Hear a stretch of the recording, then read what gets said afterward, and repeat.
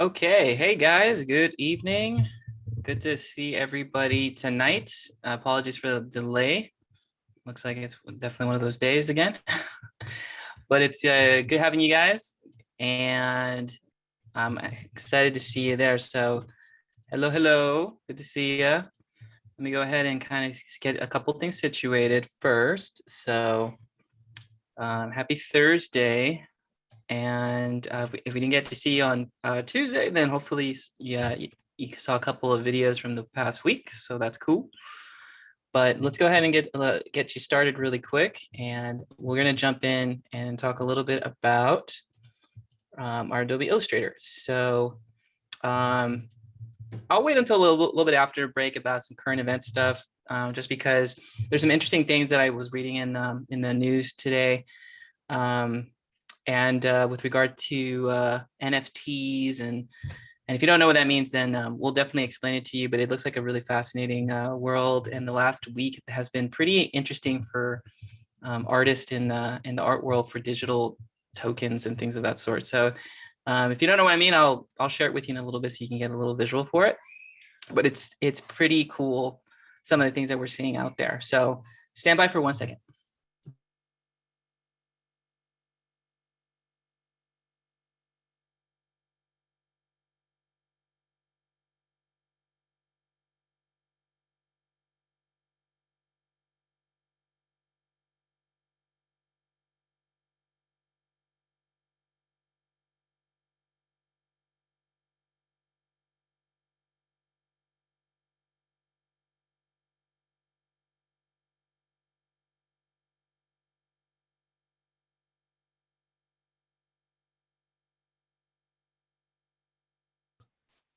Okay, apologies there, guys. It's definitely it's a pivot Thursday. I'll call it that. So nothing but pivots today. And if you're not familiar with a pivot is kind of like a quick shift in the routine, or a quick shift period. So it seems like this week has been all about pivoting. If you've ever been like rowing, or if you ever done any type of like boat experience, you know that if when a wave hits, you got to kind of roll into the wave. So it's one of those weeks where there's a lot of waves coming and going here and there. But I know how to roll with them, and it's just knowing how to pivot at this point. But as designers, we're all about pivoting. So, all right. So a couple things. I want to make sure that I have my screen here. Actually, comments. That's I wanted to take a look at your Padlets from last week before we talk a little bit about Padlets from Tuesday, actually. Which I gotta say they were good, and the Padlet was showcasing a little bit of the design of your drawing skills, and so I want to pull that up because I definitely want to acknowledge you guys, because they came out pretty good. So let me go ahead and pull it up for a second. I just want to retrieve the link. And I don't want to make a Padlet. I want to make sure that I have the Padlet. And that is going to be basic and complicated shapes Padlet. Oh my goodness. Let's see. Don't want to make a Padlet. I want to go to padlet.com and then retrieve it. I thought they were good, and I'm trying to pull it up on my secondary monitor so we can kind of take a look at it. Okay, let's see. Dashboard, that's what we want. Basic and complicated shape check-in. Okay, so one of the things that I want to just say really quick is that the Illustrator tools were looking really good overall in the Padlet. So definitely want to give you guys props for putting it all together. And we're going to look at them overall. But if you hadn't had a chance to kind of review them, definitely we'll take a closer look at it.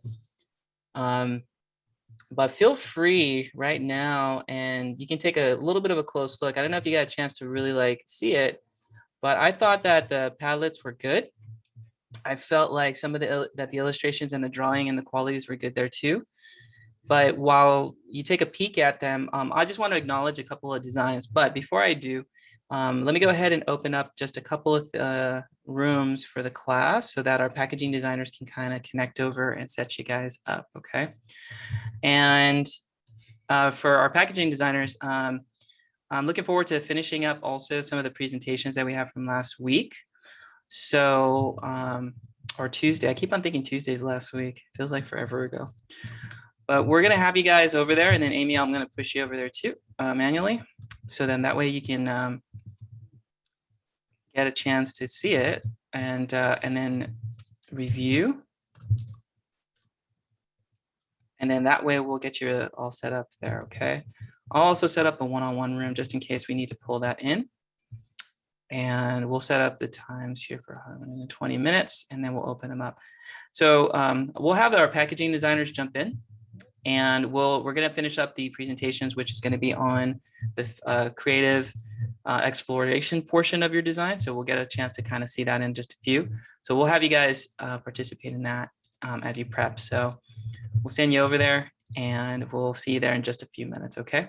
So you'll have, that way you can get all your files ready to go. All right. And while we have our packaging designers shift over, I just really quick, I just wanted to acknowledge you guys again in digital illustration. That's for the designs that you guys created and for the illustrations. I thought they were pretty good. You know, in terms of just what we were noticing in the imagery, traces look good and the curvatures look pretty smooth overall. So I'm pretty happy with it, and it seems like that the outlines and some of the traces were moving about pretty good. I'll zoom in a little bit on complicated shapes today, but yeah, it was great. I mean, some of the lines were pretty much looking smooth. I know that some things got disconnected in terms of like closing the vector shapes, but overall, I would say that it was really good seeing this as a first attempt at tracing without instructions. So, you know, normally you would see a little bit more variations in the artwork, but overall, I think that everyone did fairly well, and you closed the shapes. And even though I can't zoom in all the way on the files, they look pretty good. And so I'll address a couple of these things, but big props to you guys because it's looking quite nice. So I really felt really pleased. And you know, this is the part of the class where you kind of like give the keys and you hope that you know you drive safely, as it were. And I felt like you guys did well and you drove safely and you did a pretty good job on the tracing. So I want to give you guys props for that, and want to compliment you guys on that because I thought that was really good. So well done. And here's where we're going to be heading before I kind of review the complicated shapes. So ultimately, our game plan here is that we are trying to move from basic complicated shapes, right? Pencil exercise part 4. And we're going to take those shapes just so that you know what my plan is using these shapes and these forms where we're going with it. Ultimately, where we're going to go is that we're going to take those shapes and we're going to kind of create like a character, a facial expression using only those shapes. So I'll show you what that looks like in a shortly later this evening, probably sooner than later, probably within the next 30 minutes or so. But essentially what we're going to do is that we're going to take those illustrations and we're going to just design like this abstract face, and we're only going to use those basic and complicated shapes, right? So one kind of builds onto the other. The image on the right that you see on your screen, those are the same shapes. Those are basic complicated shapes. Just copy and paste it multiple times to create, yes, a Tinkerbell-like character. And then you can use those basic shapes to create a somewhat surreal or abstract character, and that's cool too. And so I thought that was really a fun exercise. We had a good, really good run doing it, and so we're going to come back to that as well. So there was a lot of cool things that people created from it. They made Yodas out of it. I mean, it's pretty endless, some of the things you can create using these shapes, and a little bit of color and copy and pasting. So we're going to use some of those practical tools to kind of create these characters, as it were. So that's where we're heading after we finish the complicated shapes and, of course, upload those files. Okay. So, but I did want to kind of zoom in a little bit on the complicated shapes for just a moment, only because for the most part, I was pleased to see how you traced it. A couple of comments, and I'm going to jump into Adobe Illustrator so you can see it. I would say that the hand was probably one of the more challenging things to trace. And if you agree with me, you can give me a little thumbs up. There was a lot of curves, right? There is a lot of little curves happening in this image, and they're super subtle, right? That's absolutely right. It's just they're super subtle, and so that was by design. That was intentional, because how do you draw these really subtle curves, right? Compared to like these, really exaggerated big curves on basic shapes. You got this now a complicated shape, and it's like, man, there's a lot of subtle curves to this, and that's the first part about a complicated shape you want to kind of identify with, like, oh, okay, complicated anything, hand, drawing, photo, anything you trace that's complicated or highly detailed will always have subtle curves. And some of them, it could be very subtle, lots of subtle curves, kind of like what you see in the hand here. And sometimes it's on the extreme end, right? Like so many subtle curves, right? And so, but it's all about those little curves that are noticeable in the design. So how do you deal with it? Like, how do you trace something like that? The short answer is that you got to treat it like a big curve. It's like, how do you treat it? Like, how do you treat a small curve or a subtle curve like a large curve? The answer is zoom in, right? Just zoom in on the image. So Illustrator on the lower left here, like Photoshop and any other graphic, has zooming capabilities, right? And it's all about your perspective. So on my screen, you'll see on the lower left here where the arrows are pointing, that there's like this percentage, right? And it's at 200%. That is literally the percentage of zoom, right? Or how much you're zoomed into the artboard. And when you zoom in on something, you'll notice all the details very much so. And when I click onto the little arrow key or the down arrow to the right of that percentage, it says 200, and there's like this little sort of arrow pointing downward. I have a percentage going from 3% all the way up to 64,000% zoom. That's pretty significant. When you're drawing something, anything, this program can zoom in very, very, very, very tightly onto it because you have millions of pixels or tens of thousands of pixels at your on your screen, and so the zoom, the subtleties can be zoomed in at an astronomical number, right? So if I were to zoom in at 64,000%, my screen goes black, right? But when I zoom out, click, click, click, click, click, click, click, click, click, click, click, click, click, click, click. I was, whoa, zoom out, zoom out, zoom out. It took a few clicks to zoom in, right? So if I were to zoom in, I mean, at some point, I'm going to get to the pixel level of this design. And that pixel, that little tiny gray pixel that you just saw a few seconds ago, will look like a massive pixel on my screen, right? That's how much zoom capability, how much power you can zoom in on your program. That's how much you can treat it. Treat a small curve like a big curve.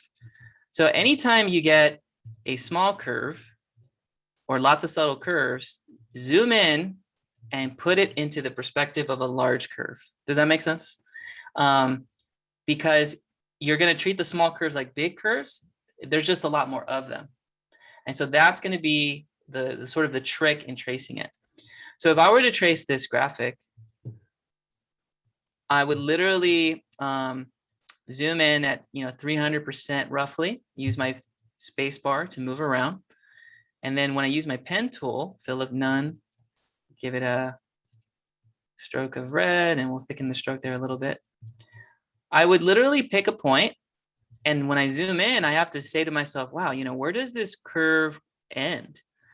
For me, it literally ends like at the fingertip there. And let me zoom out so you can see that.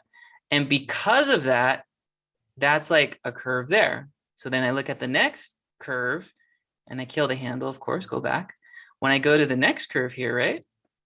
I'm looking at this like, man, where does this kind of finish? Well, it kind of finishes somewhere before like that bend in the finger, right? Like, and right about here roughly. And I'm going to click hold and I'm going to go south and a little bit southward, maybe to the east, and get that going. And go back, delete the handle or kill the handle, as I say. And then I look at the next curve and it's like, wow, this curve kind of stops right about here. And so I'm going to click hold and go sort of southeast and click that curve. So just by zooming in and looking at these curves and saying, man, it looks like it stops right about there, that curve, or smooths there. And it looks about this subtle curve kind of stops right here. And excuse me, go back, kill the handle. And this curve looks like it stops right here where the intersection of the first and second finger are. Go back, kill the handle. Then all of a sudden, all these subtle curves, when I zoom in and treat them like basic big curves, right? Now the perspective changes, right? Yes, there's more of them, but I treat those subtle curves just like big ones. I just have to zoom in to see it as a big curve, okay? And if that makes sense, you can give me a little thumbs up.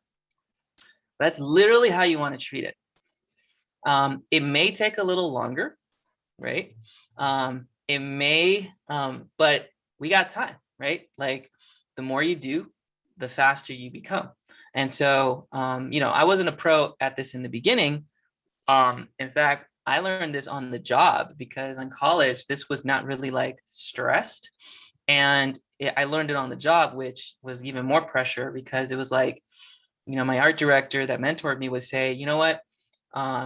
He would tell me straight out, like, you might not be as strong as you think coming out of college. So I'm like, all right, well then you tell me how you would draw this. Like, show me how you would do this. Like, how would you teach this if you were in the class? And he would give me this, actually he gave me like this Tootsie Roll character, I think it was, because we were doing Tootsie Roll at the time. And he's like, you're going to draw this character. You're going to trace this character. I'm like, man, it's going to take forever. And he laughed. He's like, that's right. And his point is that this stuff, when you want to draw it right, takes time. And so you got to take that time to put in that quality of tracing, right? And when we do this exercise and the faces, you're actually gonna have that same experience as I did. And I'm gonna give you a character to trace, and you're gonna learn like I learned, and you're gonna thank me for it because you're actually gonna see how to trace production ready artwork at a professional level. Okay, and it uses the same technique. That's the thing. It's the exact same technique that I'm using in my basic shape. I'm just zooming in on the subtle curves, looking at it and saying, man, okay, where does this subtle curve end? Ends like right about here. Go back, kill the handle, right? And then I'm gonna go over here. This curve ends like right over here where my mouse is kind of wiggling. Click, hold, pull, northeast, go back, kill the handle. And I'm literally just adding super subtle curves, right? And just saying, oh man, this curve finishes right at the top of the finger here. Click, hold, pull, go back, kill the handle. This curve finishes here. Man, that's really subtle. Click, hold, pull, right? And then eventually you're just going to get faster and faster, right? And you'll probably take a couple little risks, and you'll probably try to go as far as you can, right? To get, a little bit more real estate, as they say, or a little bit more tracing coverage, right? And then, you'll know like, okay, well, the curve finishes here, finishes there. Oh, see, I'm already kind of cheating here. finishes like right about there. And here, zoom out there.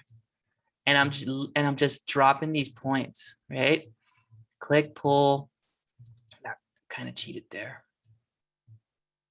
And all of a sudden, you know, I'm gonna see this really subtle line happening here.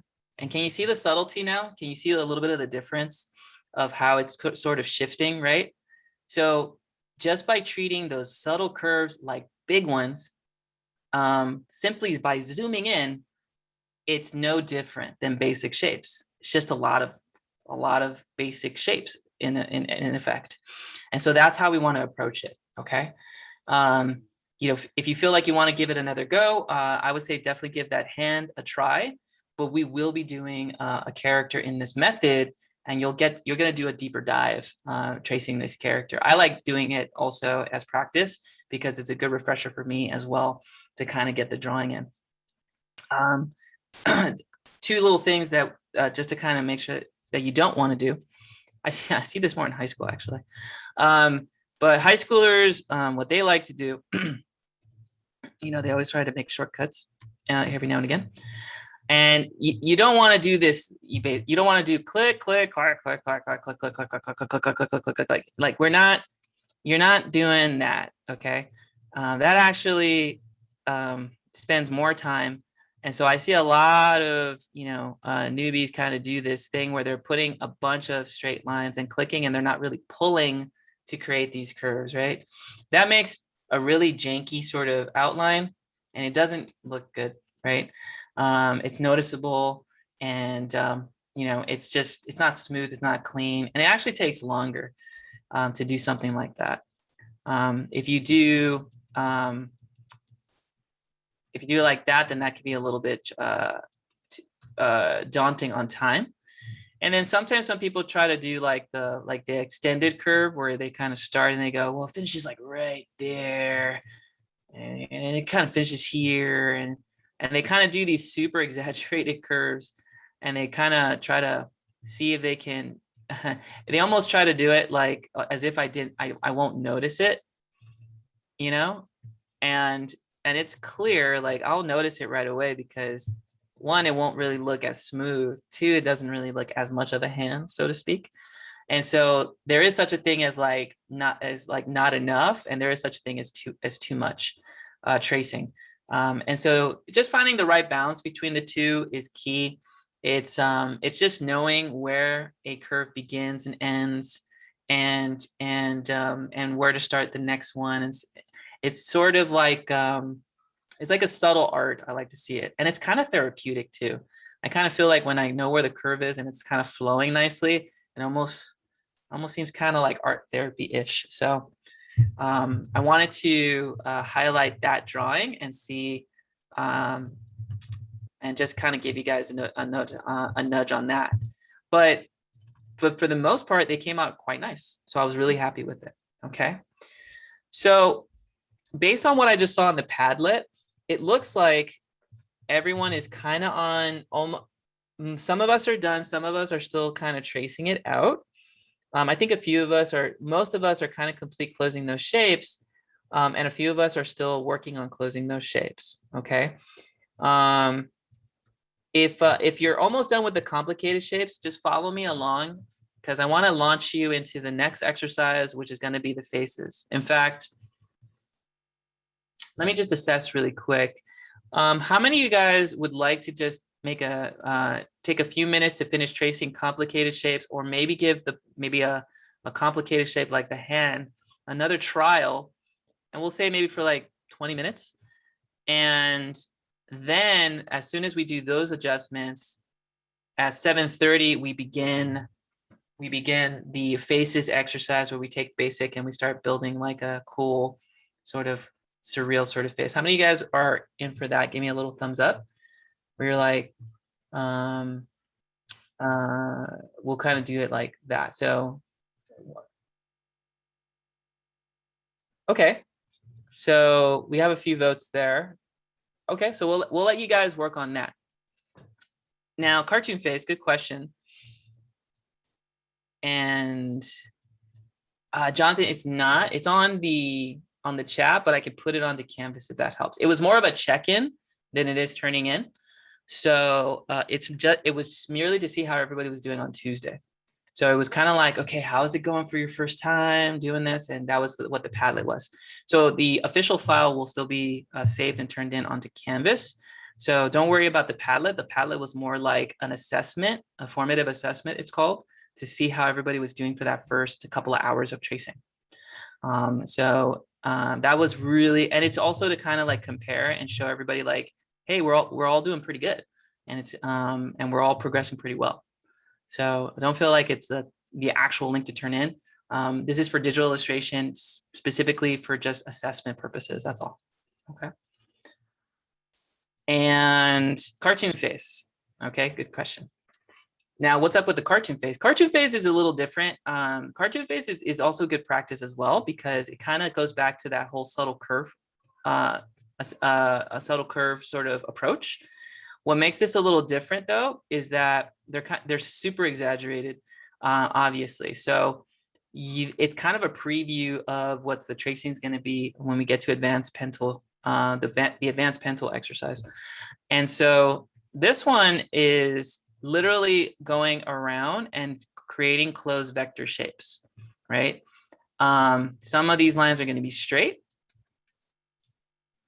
and some of them are going to be exaggerated. Click, hold, pull, go back, kill the handle. Whoop. Click, hold, pull, right? So we're still going to create these closed vector objects, right? And we're still going to make these attempts to trace it as best as we can, but it's just a step closer towards drawing a graphic and illustration. So you're literally going to come in and kind of trace around it and close the shape, or close the vector object, as it were. So this exercise is definitely similar to like a complicated shape. It's just that we're adding more. All the complicated shapes are going to add up to create like this face. And your job is to kind of find, is to create a closed shape out of it, or a closed vector object. And coming back to that first point and clicking and closing that object, right? So it's all about closing the object and trying to get as close as possible to it. So you'll trace like the eye.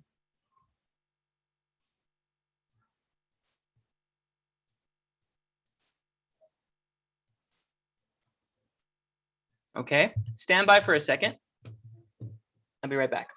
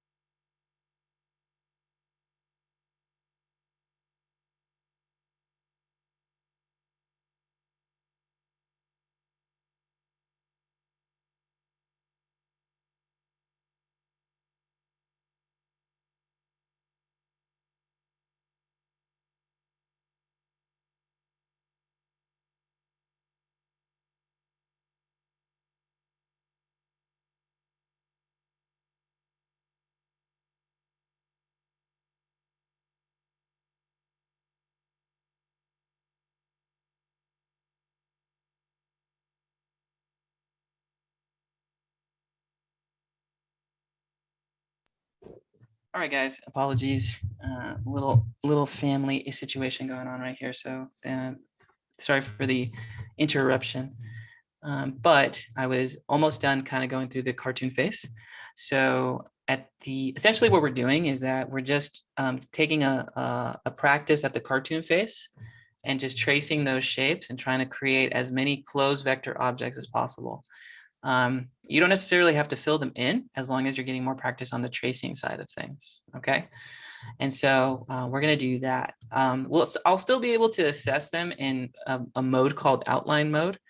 And what outline mode does is that it's effectively under the view menu, under view preview or command Y or Windows Y. And what that does is that it basically allows me to see the vector line without any artwork or color.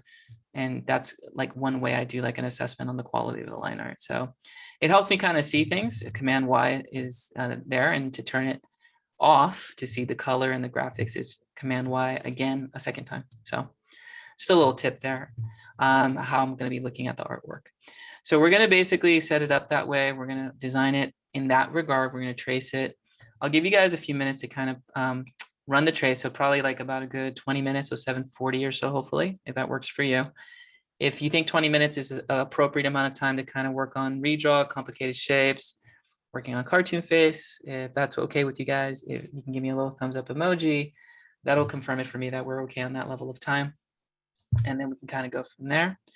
If you feel like you need slightly more time, then maybe you can type in or send me a direct message to set that up. Good question, Nidhi. Yeah, you could just turn in the outline for this exercise. And then the next exercise will be taking the basic and complicated shapes, like the outline of it, and we're going to add color to it, and we're going to rotate it, and we're going to copy and paste it and kind of make this sort of collage from those shapes. But pencil exercise 4 is technically just the outline, if that helps. Perfect. Yeah, because this exercise is strict. That along with the other exercises are about tracing from instructions to no instructions. That's ultimately the objective of those 4 exercises. Cool. All right, not a problem. So that's going to be our game plan, guys. While you're working, I'm going to connect with our packaging designers to see how things are going. I still have a schedule to take a 8 o'clock break for about 10 minutes or so, and then we will come back and talk about the abstract basis exercise and how we're going to build that. So I'll walk you step by step through that. Okay. And then we'll have some creative time to collage, add colors, and pretty much create. And so that's always important to leave a little bit of creative time as well for our Thursdays. All right, wonderful. Okay, guys. So that's our plan. I'm gonna set it up for 20 minutes, and then at 7:40 let's make it 7:45. I'll check in and see how the traces are going, cartoon face, and then we'll talk about the next phases after that. Cool. All right, guys. I shall return. Have fun, and we will see you in about at 7:45. Perfect. Okay. And I'm going to connect over with our folks, and we'll see you in just a few.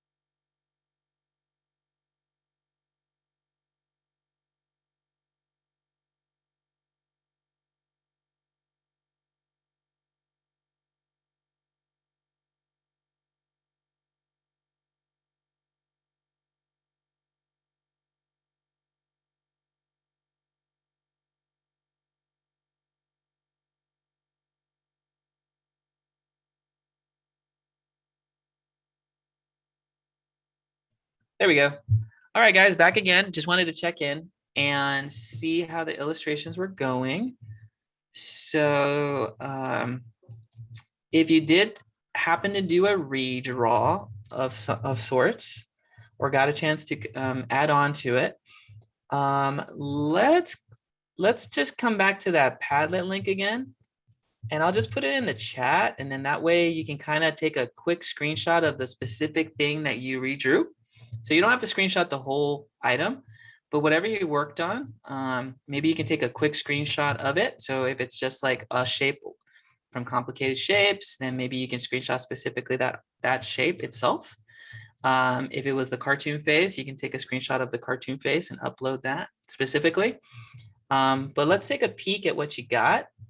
And then I love to kind of go over briefly the next exercise there. So take a moment and then we're going to kind of explore a little bit of the next one, which will be on creating this basic complicated shape. So let me give you like a couple minutes there to kind of set that up. Okay. And they're coming in. So thank you guys for doing that. And if you want to enter, of course, your name, that'd be great. You can pop it in the comment if that's the case. But just want to see how those slight adjustments to the redraw are coming out. So far, they're looking pretty good. So definitely much better. Yeah, totally. A lot smoother. Okay, take a couple seconds there. Yeah, I'm really big on like adjustments and making sure that things are adjusted.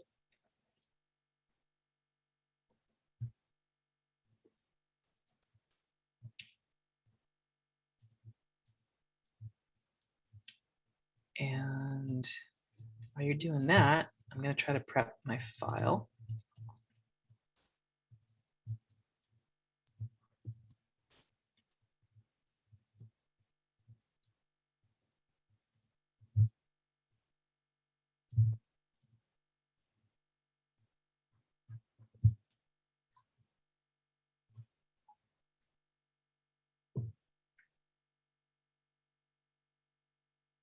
Okay, very cool. So far, so good.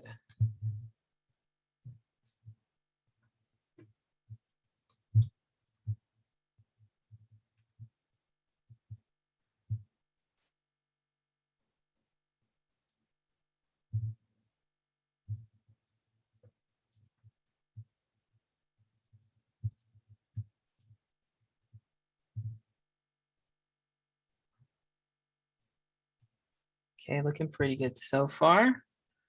They're great.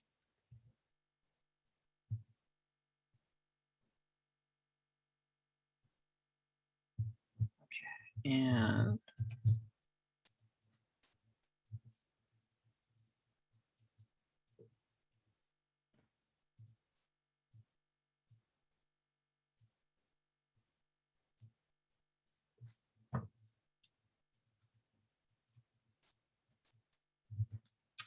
all right, these are pretty good. So, okay, looking better. Ellie, this is looking cool.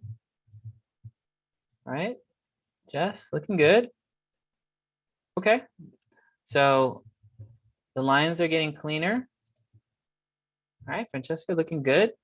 So yeah, so I'm starting to notice a lot more of the subtleties, right? The like handle happening there.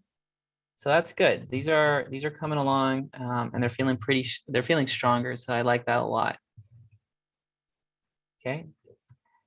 And essentially, while that's happening, let's go ahead and open up a quick window.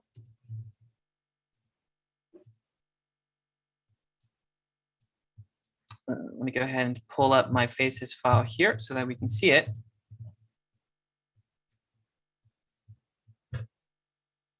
And I want to take a previous example from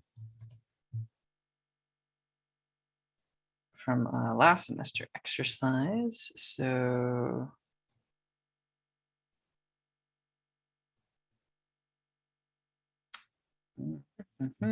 Where is it?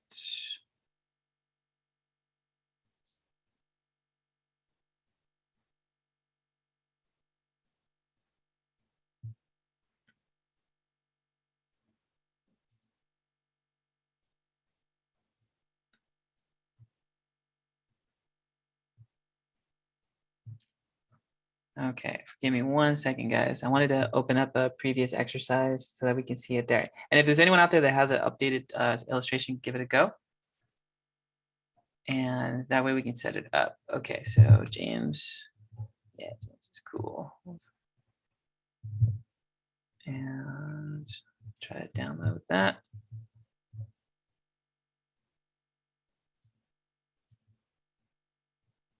I just want to open up a existing file.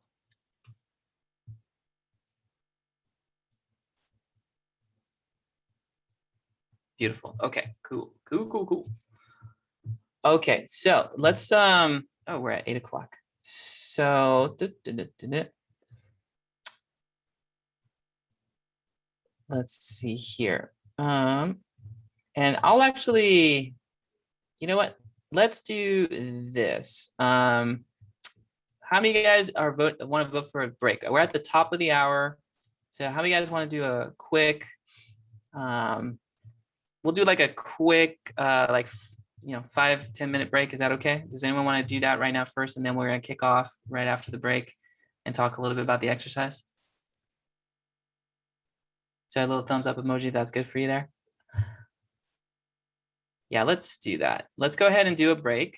And then that way, when we get back, we'll start fresh, talk about the file and how we're going to create this object or this abstract face. So let's connect back in about 10 minutes.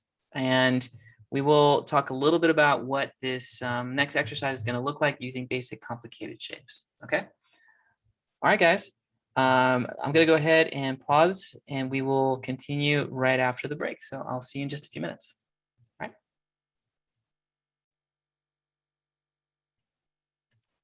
Okay. All right, guys. We are coming back. So thanks for a break. And all right, before we continue, if we're back, you can give me a little thumbs up. I know that tonight I don't have my tunes playing in the background because I'm like super focused. So hopefully you're okay with that. Sometimes I'm big on the sounds, but sometimes sometimes it can be a little bit much to do sounds. I would say, I don't know. But you have a playlist, you can more than happy to set that up. Some quick side news. And I'll share the link so that you guys can watch it after class. But NFTs, I'm not sure if you guys have heard about it, but I always kind of keep a close watch on just technology in general. And if you've ever heard of Bitcoin, or if you've ever heard of like cryptocurrency, right? Like all these sort of like, tools that people are paying and for, essentially buying stuff and using currency that is a digital currency. It's not an actual thing, but it's literally, set up. And a few guys are familiar with it. What's kind of interesting about this is that not too long ago, a artist that is by the name of Beeple basically noticed that this trending of like, and I have to share the video. I will probably have to go and do a little bit of a deeper dive about it. But basically what happened is that this guy named Beeple, who kind of looks like Bill Gates a little bit, he's an American digital artist. He sold, and I'll just show you some of his art so you can get a visual for it. He is a digital artist. He looks like Bill Gates, and he basically has been doing like pretty much artwork every day for about 13 years, right? A project a day. And his artwork is really good. And even though he doesn't look like your like stereotypical like artist, the guy is really good at 3D modeling and animation, and his stuff is just outstanding, right? Just really cool stuff. And he would do literally like a project a day for the last 13 years, right? Fast forward to today, and we have cryptocurrency. And what's been happening lately is that essentially what's been going on is that this guy um, started noticing NFTs, which are basically, just kind of put it briefly, it's like you own the rights to a digital piece of art, but you can sell it to anybody to own it permanently. So it's like you own the digital and everyone is in agreement that you own it. And the only way that you could track it is through something called like basically blockchain, which is a bunch of computers just basically storing the record, and no one owns it. The internet owns it, and all these computers verify that it's out there and that transaction happened, right? So it's like the ultimate way for like to make sure nobody lied about a transaction, so to speak. And it's kind of like a fancy ledger. And essentially, this guy and a lot of other artists started noticing that this type of like verification system can be used to buy things. So you could buy videos, you could buy art, and you own the rights to it. So there's a weird psychological thing. Know this guy who noticed all his art, sold it, and for pretty much all of his work as an experiment. Like, I wonder how many people would buy my entire collection, my thousands of pieces of art, right, and own a piece of that. If I gave it all away, how much they're willing to pay for it? The answer was $69 million to own a digital copyright. And it's really crazy. And I can't believe that it's a thing. But he basically sold, most of his work through an auction digitally for 69 million. And the Future website basically used it, and they made a verification, and they did like a little article about it. And it's probably a lot of hype here and there, but I think it has some legs.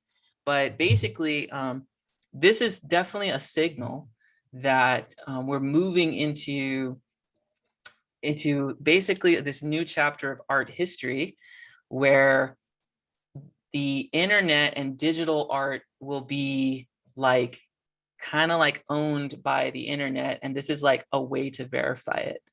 So the way money is turning digital, now graphics and art and media and videos are becoming digital and connected to that permanent currency kind of vibe. And yeah, and you can sell your art now for bids and prices and stuff like that. And it's going to get super saturated, and there's probably only going to be some super talented people. But the fact that this person made $69 million by selling it is just a proof that it's now making a space in the art world. So it's really interesting. I would love to go in it a bit deeper, but it's definitely a signal for things to come. So that video is the Beeple video that kind of talks about it. For you guys know, I'm a fan of the Chris Do show, The Future, and he talks about it in this link a little bit more in depth. And basically, it's an interesting signal in terms of like what's happening in art. So we're moving into now a phase where you can basically create a piece of digital art and sell it, and that person who buys it can basically resell it for a higher price and do whatever they want with it because they own, quote, the rights to it. And the internet ultimately has like a good tracking system for it, which I thought was insane. So just a quick little side note, but definitely check it out. It was fascinating to see it. And I really felt like, oh, wow, we're actually moving into this age where you can create art and sell it online for, the rights to that art. And the more that you get people interested in it, the higher the bid goes. So it's literally like selling your art putting it out there for the internet, which is like the World Museum. And then the rarer it is, the more people are going to get into it. So it's a really interesting trend. And here's the article just to kind of give you guys a little bit of a background of like how this guy who made a piece of art a day, 5,000 images, sold it all at one shot for so much. I was like, wow, that's quite a story. So kind of a current event that I wanted to share in the art world, and I will probably hear a lot more of. So just wanted to kind of share my thoughts on that. Okay. But a couple of things about the next exercise is that the next exercise we're going to be doing is we're basically going to take our artwork, okay, and we're going to create a sort of an abstract, surreal sort of face from it. And it will kind of look something similar to either the image on the left or the image on the right. You get to decide. But actually, let me take this out. So you're going to design an abstract face, right? And using only the basic and complicated shapes, okay?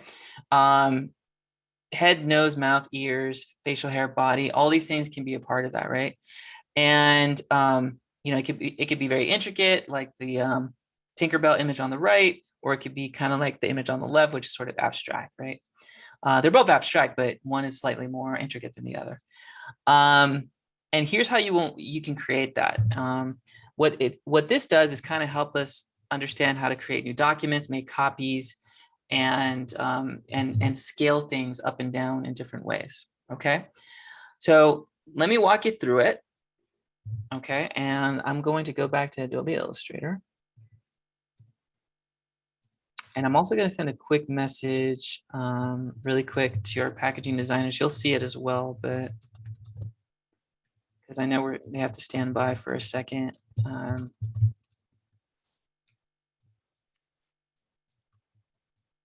Stand by.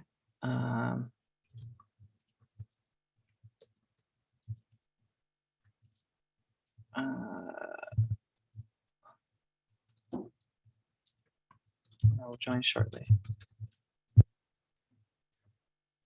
Okay, so I'll have them stand by there for a second. So here's how it kind of works, okay, for our exercise. So we're going to take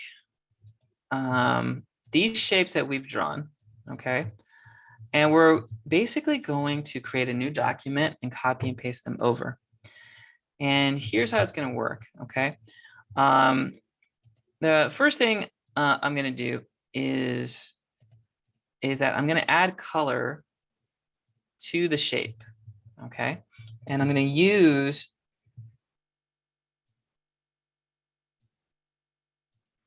my direct selection tool, which is the black arrow. The red arrow is pointing to the black arrowhead, which is the selection tool, okay? Now the selection tool is this black sort of arrowhead, looks like a triangle. And the way it works is that it's kind of like a typical selection or clicker that you use in like a Google slide, right? When you click onto an object or a graphic, then it makes it selectable. And there's two ways that you can select an object, right? You can take the arrowhead and literally take the tip of the arrowhead and click onto the border of an object, right? Or you can hold the click and get the dotted line, which is this sort of like marching ant. It's sometimes called in Photoshop. And you can hover over a specific part of the graphic. And when you hover over it, the computer says, oh, you're trying to select this closed shape. So now I'm selecting it all for you. So it's very much kind of like a click, drag, select, or you can click on it directly to do it.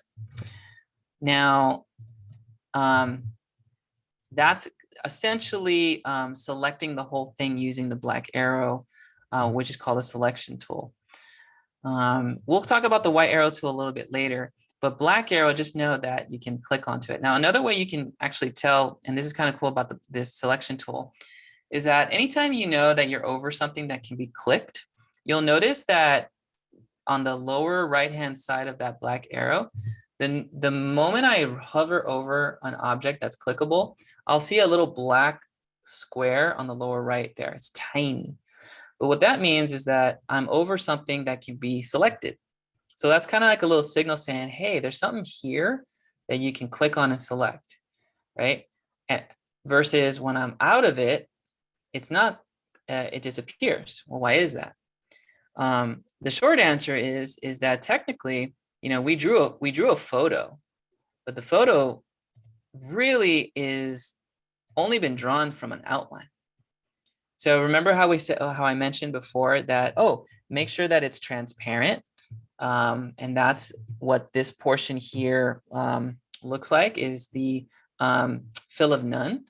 Fill of none basically means empty, right? And empty means clear, and clear means nothing to click on, okay? And that's kind of one of the differences about the program, right? That even though it kind of looks like a white heart with a red outline, technically when I select that object, it's really empty. There's a fill of none. There's nothing to click on, right? Only the frame or the border is the object that's clickable. And when I select over it, I'll see it, okay? And if I hover my pen or the arrowhead, the selection tool over that border, I'll see that little black square. So just know that anytime you see a square on the lower right of that selection tool or that arrowhead for selection, that is your signal that there's something to click on, okay? And that I can click it and I'll get a bounding box, which is kind of like the standard box you see for any graphic or font in most image or publication graphic softwares, right? And that box is basically the thing that I can click, hold, and adjust. But before I do that, I'm actually going to select the shape, and I'm going to click on back to the fill, and I'm going to give it a color, okay? And there's multiple ways to add color. One way is that when I click onto that fill and it's over the red border or the red stroke indicator, if I click onto fill, where that red slash is on the left of the toolbar, if I click onto it, click, I'll get a color picker window. And this color picker window will allow me to pick the color, right? Kind of like what you saw with the border, but I can do it for the inside in the exact same way. So I'm just going to select red for the purposes of the demo. I'm going to click OK. And now I have a heart that's filled on the inside and has a red border on the outside. Okay. And notice that when I click outside on the artboard, the box goes away. So anytime now I hover over the heart, here's the tip of the arrowhead, right? There's a little square. Now I'm inside the heart. Oh, wow, look, that square is still there. And that basically is the program telling me that this whole thing is clickable because that little square is on the lower right of your arrowhead, okay? So that means there's something to select is what it means, okay? If that makes sense, you give me a little thumbs up emoji. I just want to make sure that that was like clear so it doesn't like confuse anybody. And looks like it's making sense. Okay. And I know it's super basic, but it's helpful, right? It's just helpful to kind of get some of the basics there. Okay.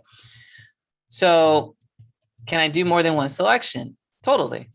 If I hold down my shift key and click onto all the other shapes, then the bounding box gets bigger and the whole thing is now selected, right?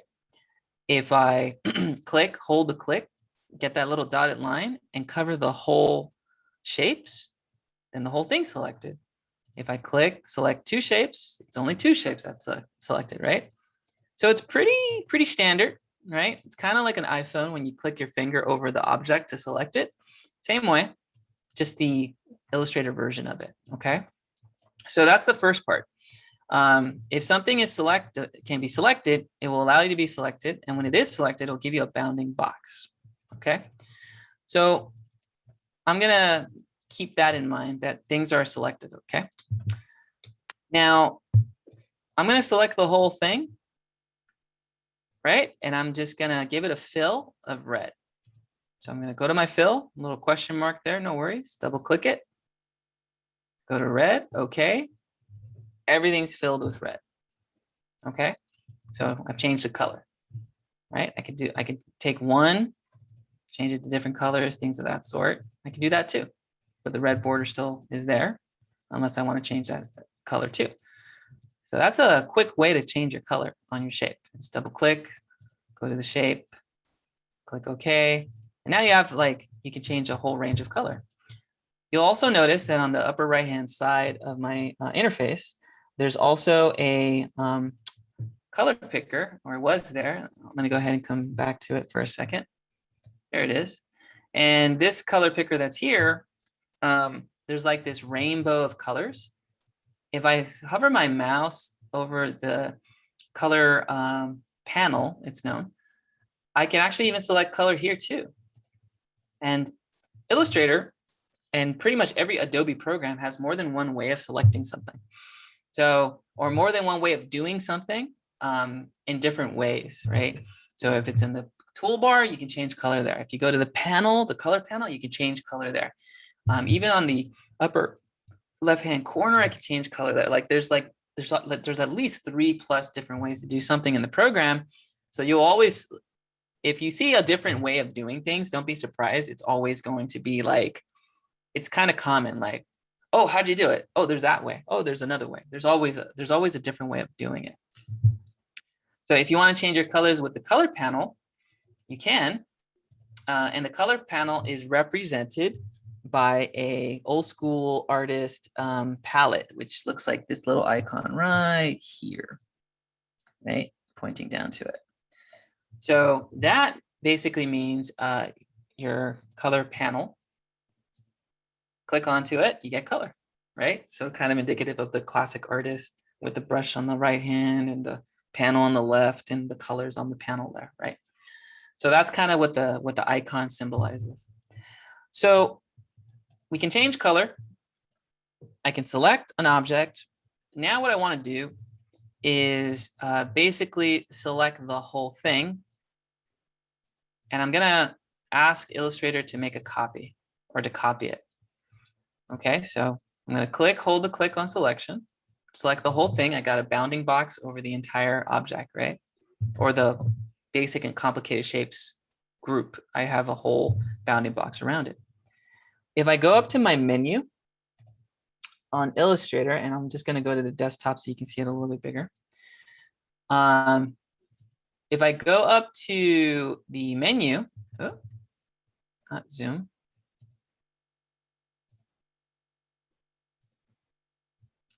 Oh, forgive me. I thought I was annotating. Here we go. So select the whole thing. If I go up to the edit menu here, I can actually click edit and make a copy. So kind of like what you normally do in Google Slides or any type of program for copying. If it's like a Command C for a Mac or a window or Control C for cat or copy, then whatever's selected, you can copy it. Or if you go to the edit menu, you can go edit copy. Now, kind of talking a little bit about the quick key, the way we kind of held the command key and for doing quick keys, you can even make copies by holding command with your thumb and hitting the C for copy or C for cat, C for copy, and you can hit that button there, okay?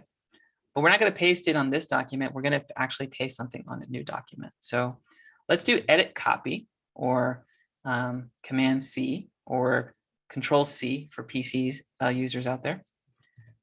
And I'm going to go to File, and I'm actually going to create a new document to paste it into. So I'm going to go to File menu, which is right there on the upper right-hand side. I'm going to highlight New, or you can hit Command N for New or Control N for PC users. Okay. And I'm going to click onto it, and I'm going to say, hey, Illustrator, I would like to select a print document. Okay. And from that print document, okay, so I'm looking over here, clicking print. I'm going to hopefully see a preset of letter there, but I'm going to change it from points to inches. So let's see that. So print, there's the letter document. points, click onto it, and I have this list of units of measurement. So pixels, points, pica, feet, inches, yards, millimeters, centimeters. I want the document to basically be in inches. So I'm going to click on the inches. And now next to the word inches is the width in inches, and underneath the width is the height in inches, which is basically a standard piece of paper, right? It's 8.5 inches wide, 11 inches tall, which is a regular sheet of paper, basically the size of a sheet of paper. I'm going to click create, which is on the lower right. All right, so it's right over here. And when I hit create, I'm going to see a new document pop up with a white background that looks kind of like a sheet of paper. Okay. And if you're able to create that, you can give me a little thumbs up emoji. Like, okay, we got that, Professor. Thanks. Cool. It's making sense so far. Okay. And if anyone wants me to kind of repeat any step of the way, let me know specifically what part you would like me to repeat. But we created a new document, right? And now we're going to paste the shapes into that document. So remember how we did edit C? We're going to go to edit menu, and we're going to come down to paste, which is like the 5th option from the top. And we're going to hit paste or Command V like Victor, or Control V like Victor for PC. And the reason why it's V is because P is for technically printing. So they went with the button to the right of C of copy, because if you're going to make a copy, chances are you want to paste it. So they just opted for the first button to the right of the letter C, which is V like Victor. Okay. We're going to paste. And there's my document. Okay. Yeah, Chris, definitely. How do we color the shapes? So I'm assuming at this point that whatever is colored is a closed shape, right? So I'm assuming the shape is closed. If I want to give something a color, I can click onto the black arrowhead on my toolbar, which is the selection tool, and then click onto it by either clicking the border, or I can click drag around the object and it selects it. And then I can go to fill, which is that little slash on the lower left of my toolbar here. And I can double click, slide my toolbar up and down, which is that center rainbow strip. And then whatever color I want, I'm just going to click inside the big square on the left inside the color that I want, because I could have a bright purple, lower purple, things of that sort. Thank you, Oscar. Appreciate it. And then I'm going to click OK. And that's how I can change color or give it a fill as well. Okay. So hopefully that helped in terms of changing those colors. And you can always go back and repeat that process. Okay. So now I got my shapes and they're pasted inside my document. Now I can create literally like a face out of these, right? And here's how we can do that, right? When I select an object, the bounding box is going to be sort of my best friend, okay? So these shapes are now kind of like, I like to imagine them as cut pieces of paper. And I always like to imagine like kindergarten when you cut, a shape out and then you can move it around the page. Illustrator really like kind of operates with that philosophy where I have a shape and it's like a digital cutout and I can move it around with my mouse by clicking onto it, right? So if I click inside that object, it's selected, I can click, hold the click, and I can move it around, right? And when I click, hold, move, release, it moves it. So it's literally like grabbing it and moving it, right? If I want to make the shape bigger or smaller, kind of like how you normally do in like a mobile app or Google Slides, where you take the picture and grab the corner. If I take that corner, which is that bounding box corner, click, hold, I can go bigger, I can go smaller, I can play with the proportions a little bit here and there, so I can flex the design any which way, right? So I can go bigger, smaller, and flex, and I can scale it, okay? So that's super helpful, okay? If I want to rotate it, spin it around, maybe I want the heart on its side.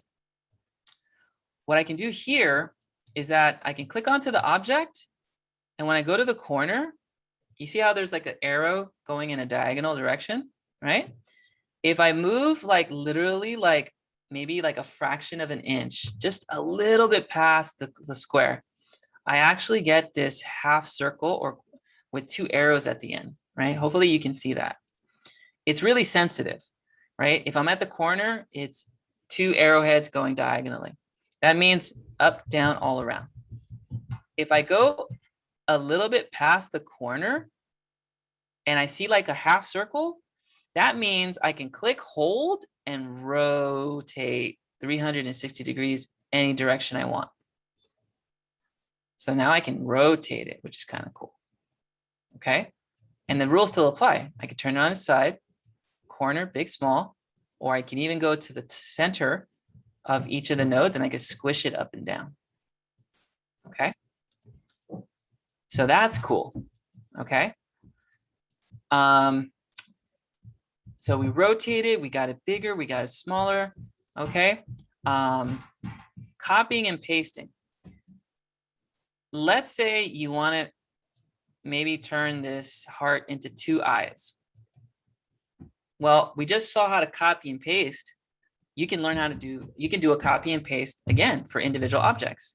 So if you want to have two hearts, select the object, go to edit, copy or Command C or Control C for PC, copy, and then do edit, V like Victor or Command V, Control V for PC, and paste. And now I have two different shapes, and I could do it again for three. And I could take the third and maybe rotate it and make it into a nose, right? So now I can play with those shapes and rotate it. Okay. So copying and pasting, color, scale, rotations, those are going to be really, really helpful. Okay. So here's the plan. Okay. Kind of started, these are some basic movements, right? Portions and how to make things bigger, smaller, color. Okay. Feel free to copy as much as you want. Feel free to scale it as big, as small as you want.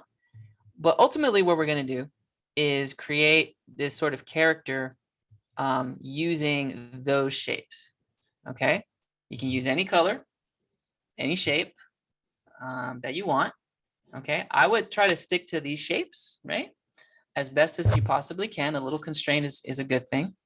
And you can even change the border colors as well. So if you want to change the outline to something, you can, or you can even give the border color a fill of none. So let's say you just don't want a border color at all.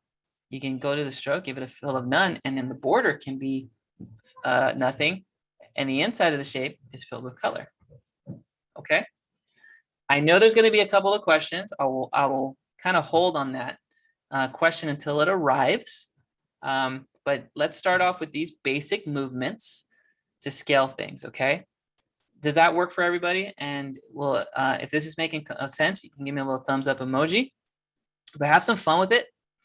I think we're going to take it to the end of class designing it, okay? Feel free to help each other out if there's questions or concerns.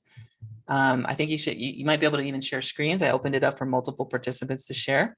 So you should be able to do that, hopefully. If not, you can always kind of voice it in or type it in. But I'm going to run over to the packaging design team, see what they're going to present for their packaging design.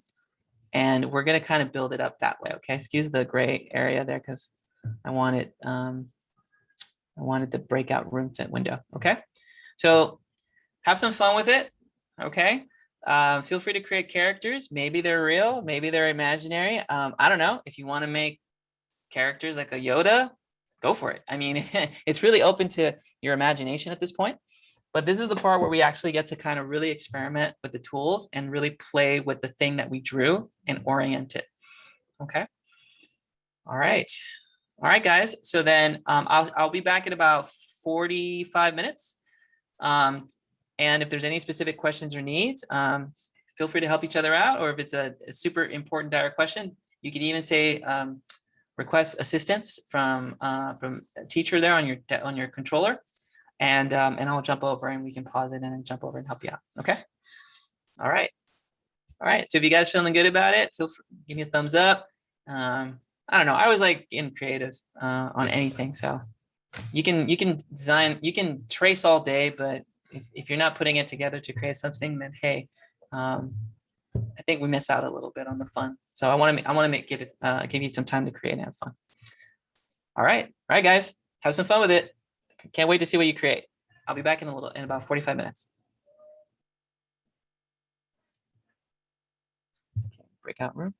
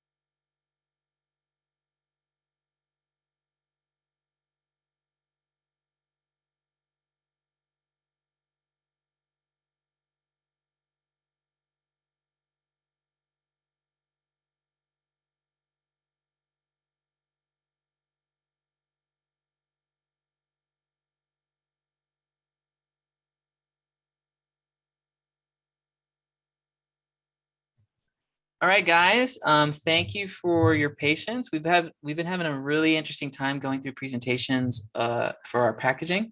Can't wait to show you stuff when it's ready on their side. They don't know they'll be showing their stuff to you, but they will soon. But yes, I wanted to kind of check in. How many of us are doing pretty good overall with the design of the face? And you're feeling pretty good about it, and you're getting some progress, and it's looking kind of interesting, and it's moving in that direction. Okay. All right. Very cool. All right, and we're on that document. Okay.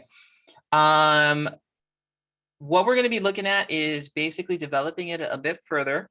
Come Tuesday, we'll talk a little bit more about just a couple more little tricks like reflecting an image, using some additional quick keys to kind of copy the graphic even more, and just anything that kind of stands out a little bit to make the design stand out a bit more.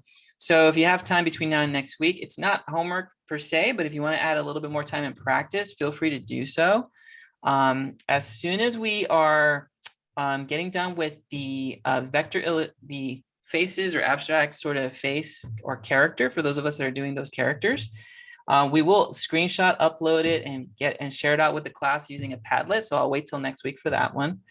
And then right after that, we're going to be going to advanced level pen tool. And well, spoiler alert, I'm going to give you a Mickey to design, and we're basically going to design a Disney shirt. So we're going to do a Disney theme graphic, and I'm going to walk you through basically how we do it at the company, or how the company's done it. And so I'm going to walk you through that process. We're going to talk about the principles and elements of design in reference to t-shirts, and we'll get in a little bit of time to start that process, and we'll probably when we get back from spring break, we'll finish off the t-shirt designs and kind of implement that a little bit more. So we will be doing an advanced level pen tool exercise, and really taking it a little bit deeper into the process, and developing shirts and everything, and we'll be officially in our t-shirt stage, or t-shirt design portion of the class. Okay, so this is where we're going to. We can't get to that until we get a basic understanding of how to move shapes and layer them and arrange things, and we'll talk about that for Tuesday of next week. Okay, so feel free to kind of work on that if you have some free time, and then we'll get in some more class time on Tuesday to kind of get that finalized, and then hopefully get started on advanced pen tool. Okay. All right. Thank you for your time. Again, I went a few minutes over, but we will definitely see you for next week, and I will definitely get grades updated too by next week. Most of it has been updated, so there's still time to turn in any assignments, discussion posts, things of that sort. There's still time to get those in also as well. Okay. All right, guys. We'll see you next week. Have a good night, and we'll see you for next session.